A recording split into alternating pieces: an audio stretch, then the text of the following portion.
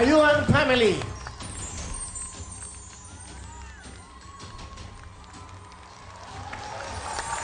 Galing. Dali lang po, ha.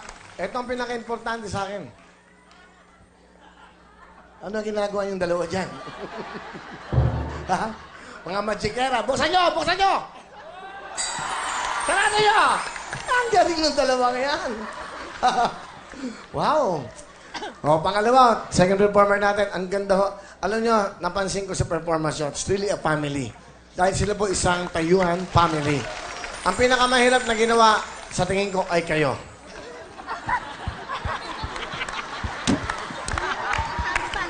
Grabe. Grabe yun. Napagod kayo. Okay. Kayo ang padre di pamilya. O, pare Will. Okay. Kayo ba ay nagsimula as talagang sirkero, acrobat, ganon? Sa pamilya po ng wife ko. Sa Pare pamilya ng wife nyo. Okay, sanay. Saan pamilya? Ang father nyo, nanay nyo yung taga-acrobat? Ang mother ko po, tsaka yung lolo ko. So, Yung papa ko po, banda. banda naman. Opo. Hindi ba delikado sa katulad ng isang bata na maganda dapat ang training yan?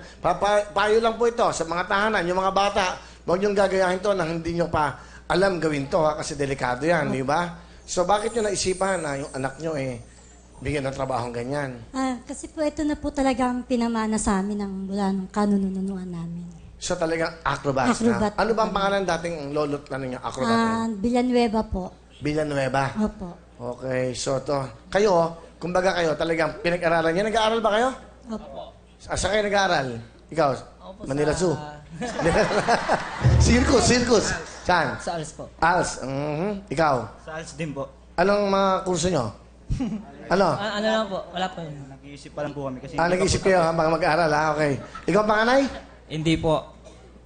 Ano ka? Pangalawa po sa panganay. Okay, napagaling tayo. Alam mo ako comment natin sa tauyan. Natakot ako sa ginawa ng bata. Parang wala siyang buto. Ang galing-galing niya. Parang siya yung nag-shine ng sobra. Wow. Palakpakan naman natin si baby girl. Ayan. And nakakatuwa tignan kasi nga, di ba, family sila. Talagang as a team silang nag-work. Yung bata talaga, sobrang galing mo. Pag tumanda ka pa, feel ko malaking potential ka. And sana good luck sa mangyayari sa inyo.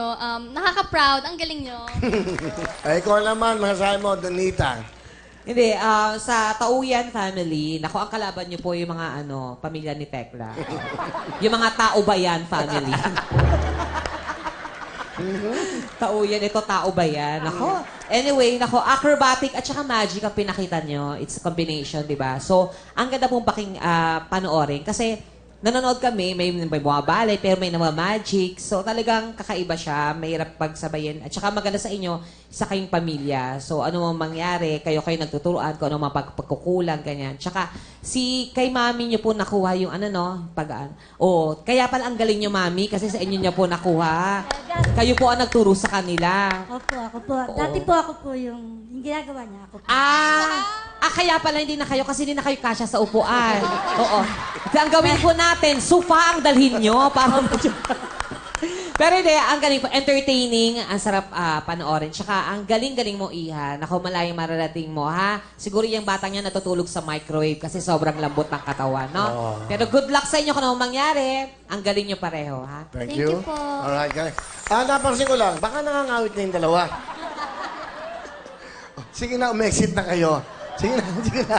Pa-exitin nyo na muna. Wawa naman kanina pa sa... Yan po ang talaga... Tumo, ha? Nakakawit sila Parang akyat bahay lang. Sino naman yon? Sino na yun?